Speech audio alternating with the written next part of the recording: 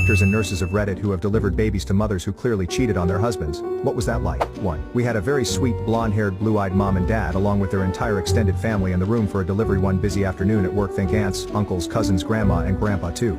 The baby is born, and as the doctor places her on the mom's chest, the first words out of her mouth are, "That's not my baby. That's not my baby." The baby in question, still attached to the umbilical cord, has beautiful dark curly black hair and dark skin. The nurse looks at her and tells her that this is definitely her baby because she's still attached to you, and she, not so quietly, tells the nurse, "There's no way. I never slept with a black man. It's not mine." The father is standing there silent, not sure what to do. A long awkward silence fills the room. We clean her and baby up as cheerfully as we can. We see the extended family filter out of the room and the father leave. About 10 minutes later, a tall dark-skinned man walks up to our front desk asking how to get to the patient in question's room. 2. Had a mother give birth to a healthy baby in a home. Situational awareness had not helped me yet at this point. I asked if the father was here to cut the cord. We paramedics usually shy away from this duty because it opens us up to unwanted legal ramifications should something go wrong. There was a calm in the air